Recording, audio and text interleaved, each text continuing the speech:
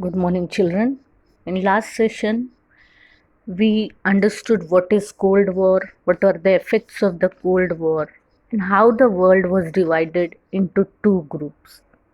And many organizations were formed in between these, not in between these two groups, but the groups which were formed in that countries.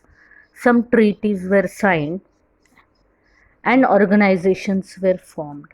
After that, we saw that non aligned movement, how some countries did not join these two superpowers and remain aligned, and non-aligned movement was started. Now in this session we are going to see about the end of the Cold War. Now the Cold War that has dominated international politics since 1945 came to an end. It was an important event that happened towards the end of the last century. There are many reasons for the end of the Cold War. Now we'll see what was the reason for the end of the Cold War. The Soviet Union adopted the policy of opening up of economy. Now what is this opening up of economy? Opening up of economy is doing startup with other countries or interacting with the other countries or doing trade with the other countries. The state loosened up its control of the economy, means it allowed the other countries to do trade. The then president of the Soviet Union, Mikhail Gorbachev, implemented the policies of perestroika, restructuring, and glasnost, that is openness. Restructuring means reforming the economy. He wanted to do changes or do reforms in the economy, and even he opened up the economy. He opened up the economy for other countries. Due to these policies, the control over the media also reduced, and important changes occurred in the political and economic spheres. Means the spheres were also restructured. This gave impetus to democracy. As the East European countries, under the influence of the Soviet Union, adopted the capitalist and democratic paths, their regimes there change. Their rules also change. The Soviet Union disintegrated, means it divided into several new nations, and Russia was the biggest country in the Soviet Union.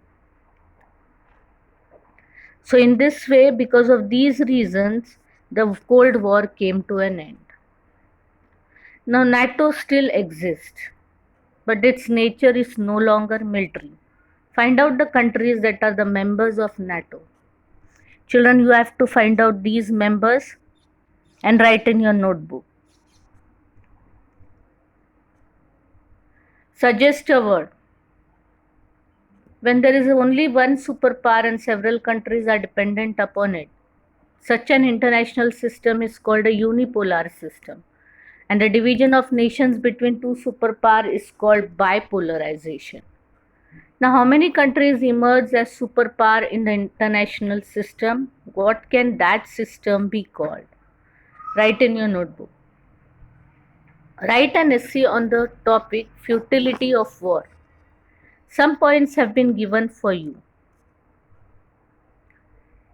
Any problem can be solved by discussion and negotiations. Problems cannot be solved by war, and war puts a spanner in the wheel of development. Children, as imperialism, arms race, and alliances creates an atmosphere of war, one can reap small time benefits from war. Means from, if we do a war, if a war caused, some small benefits can be got or benefited, but it will be a long, disastrous, long time effects because of war. War cannot be only one solution to any problem. It can give many, it can be given rise to many problems. Because of war, loss of human life and property is there, shortage of food, and basic facilities like shelter becomes a common problem. The tendency of taking revenge increases manifold, leading to more wars. And world peace comes into danger. So human values also get threatened. These are such examples in history which proves the futility of war. Now we are going to study about the post-Cold War world.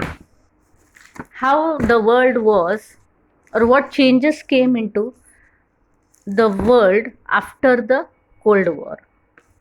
The Cold War came to an end with the disintegration of Soviet Union. As Soviet Union was divided into many nations, the Cold War came into an end, which till then had been a superpower, which was till then, or till the Cold War, it was the superpower.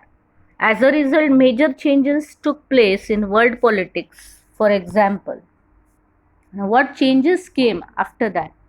America remained the only superpower in world politics. As we saw that the world was divided into bipolarization, two groups. One was the superpower America and the other was the Soviet Union. As Soviet Union was divided into different nations, America remained the only superpower in world politics. A conducive atmosphere prevailed for the growth in trade and economic relations. Means the countries, they were a good atmosphere in between the countries for trade and economic relations among them. Capital, labor, market, information, all these circulated throughout the world.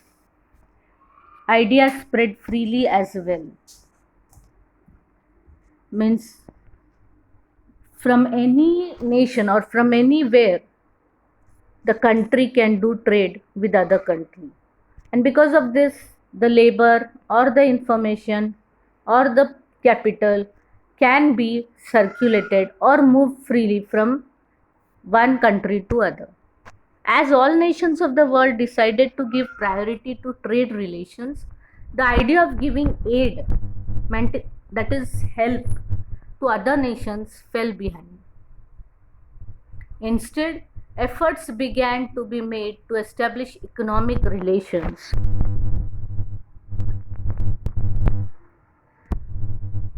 So economic relations were there in between countries.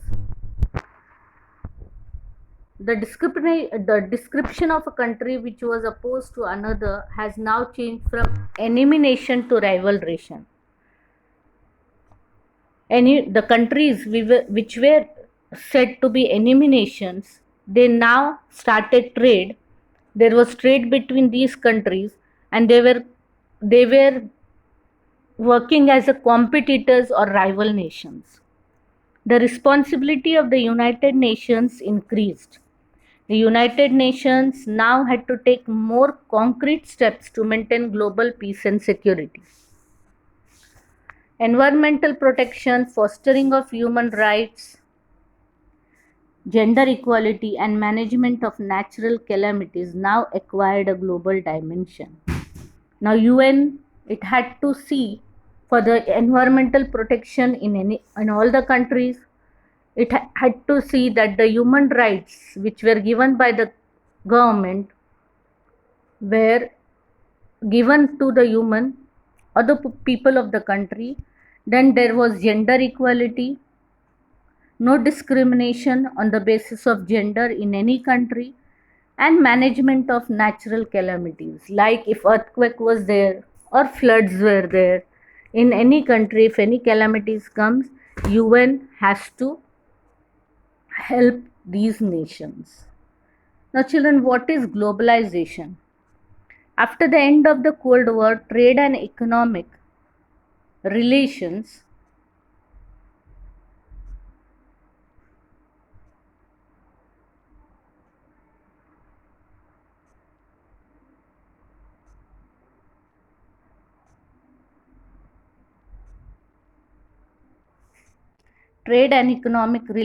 between countries became more open.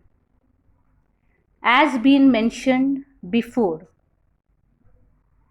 As I mentioned before, that capital, labor, market, and information began circulating globally. As we know, we can get any information from any part of the world.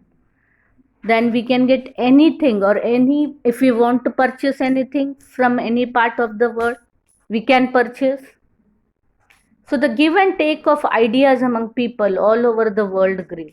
Due to the revolution in information technology, different events and developments began to be known everywhere. The boundaries between nations did not remain as sacrosanct as they were before. Sacrosanct means which are not disturbed by anybody, which is as it is. So the boundaries are not remaining sacrosanct for anyone. We can go in any country and we can do trade with any country, or also in any country. All these processes are together called globalization. Just as globalization has brought us benefits, it has also caused losses also. For example, the economies of different countries got linked with each other, trade increased, economic unification grew, plenty of products came available in the markets. But at the same time, the gap between the poor and the rich nations did not reduce.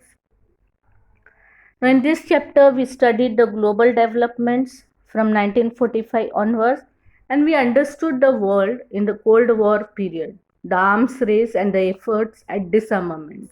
Means what we understood the Cold War, the effects of Cold War, how the world was divided, how the arms races started, and how the countries or the superpower understood that we should start disarmament, or we should stop the arms race.